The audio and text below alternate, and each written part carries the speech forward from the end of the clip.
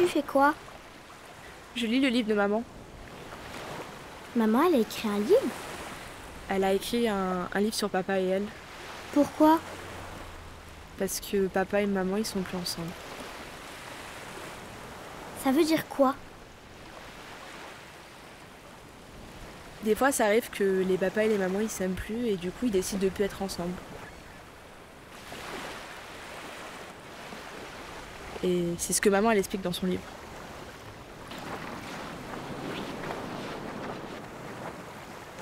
Je peux rester avec toi? Oui, bien sûr. Tu peux me lire le livre de maman? Oui, si tu veux, mais c'est pas une histoire facile pour les enfants. Mais je veux savoir pourquoi papa et maman s'aiment plus. D'accord.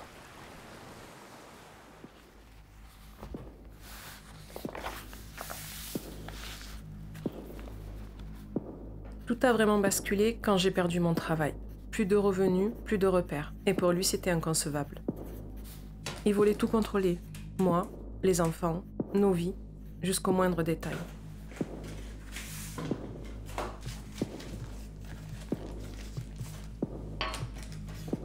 Et puis, il a changé. Il prenait soudainement soin de lui, se parfumait, s'absentait sans rien dire. Un jour, je suis tombée sur un message. Un nom, une phrase, quelque chose que j'aurais préféré ne jamais lire.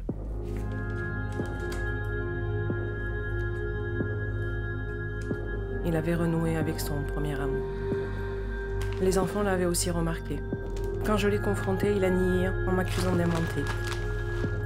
J'ai voulu lui faire confiance, mais ça a continué. Et les mots ont commencé à faire mal. Les insultes, le chantage, tout s'est envenimé. Les vraies disputes ont éclaté. Ils s'aiment plus parce que papa mettait du parfum? Non, c'est parce qu'il a changé et maman lui a dit il a pas vraiment aimé. Il a changé? Pourquoi? Papa, il aimait une autre dame et il a rien dit à maman. C'est pas gentil. C'est vrai. Et à cause de ça, papa, il nous en voulait, enfin, surtout à maman. Regarde, elle en parle là, maman. Ce jour d'octobre, après une énième dispute, tout a basculé. Il m'a mise dehors. Il s'est enfermé dans la maison, avec les enfants. Je me suis retrouvée seule, sans rien d'autre, un téléphone. Alors je suis allée chez une amie. J'ai tenté de récupérer quelques affaires, mais il a refusé. Il a préféré me les amener lui-même. Il les avait balancés dans des sacs poubelles, jetés à la va-vite avec mon sac à main. En franchissant la porte une semaine plus tard, j'ai su que plus rien ne serait comme avant. Quelque chose en moi s'était brisé. Et pourtant, j'étais là de retour à la maison, en couple, en famille, malgré toutes ces violences déjà subies.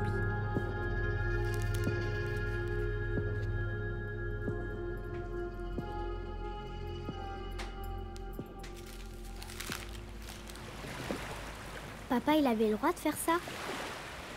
Non, mais il a quand même fait. T'es resté à la maison avec papa? J'avais pas le choix. Il nous a dit d'aller dans nos chambres, puis après, il est venu dire des choses pas sympas sur maman. Il a dit quoi? Il a dit que maman était pas une personne bien et qu'il fallait qu'elle prenne l'air.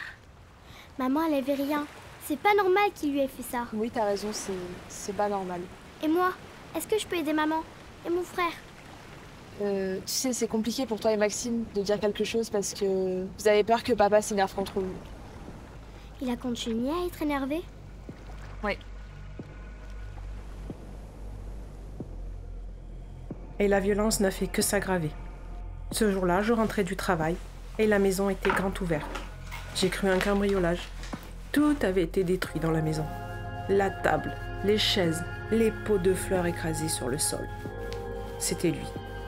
Je n'y ai pas pensé sur le moment, mais j'aurais dû appeler la police pour porter plainte.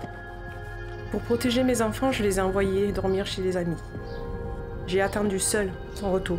Et comme si de rien n'était, il a franchi le seuil de notre maison. Puis il m'a dit, pour se justifier de tout ça, que lui aussi pouvait être méchant et qu'il fallait le respecter. Son ton est monté, il s'est dirigé vers les volets électriques. Il les a fermés. Puis il est allé au compteur électrique et il a coupé le courant. J'ai compris alors qu'il voulait me séquestrer. Je me suis levée pour partir et il s'est mis en colère. Il avait une arme à feu dans la main. Il la plaça face à son visage. Il me répéta que je ne devais pas le quitter, sinon il me tuerait, puis il tuerait mes enfants et mettrait fin à ses jours. Il agitait l'arme devant moi. J'étais pétrifiée. Je n'arrivais plus à réfléchir. Papa, il nous aurait fait du mal? Je sais pas, mais je me demande s'il nous a déjà aimés. Mais moi je l'aime, mon papa. Oui, je sais, mais on peut pas dire des mots comme ça à sa famille. C'est des mots qui font peur et qui font mal.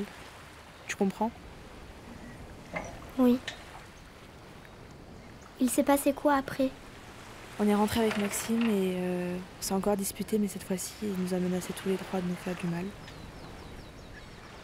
Tu as eu peur? Oui, très. J'ai pas dormi.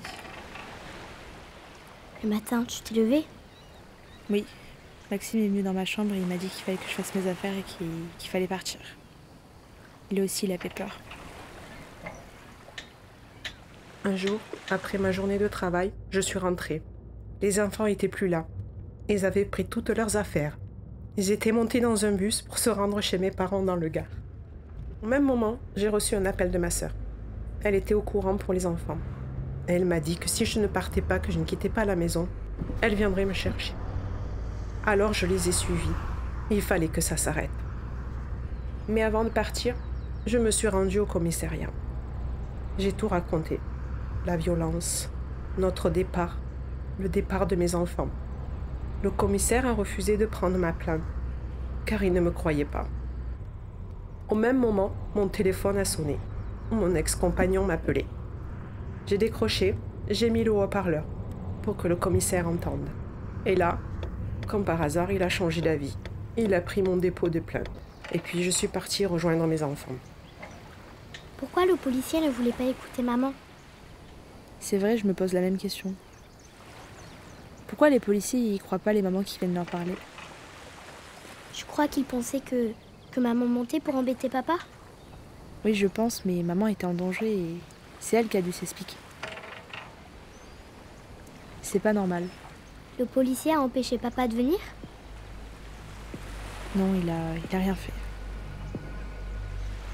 Les jours suivants ont été très durs. Appels, reproches, insultes, menaces. Et puis, un jour, il a fini par lâcher. On s'est reconstruit, mais ça a pris du temps. Et ça prendra du temps. Mais aujourd'hui, j'en suis fière. J'en veux aussi aux services sociaux. J'en veux à ce commissaire qui ne m'a pas cru. J'en veux à la justice qui, 4 ans après, ne fait toujours rien. Mais ma plus grande fierté, ce sont mes enfants, ma famille. Sans eux, je serais peut-être plus là pour aujourd'hui en parler. Alors à vous, mes enfants, je vous aime. Maman.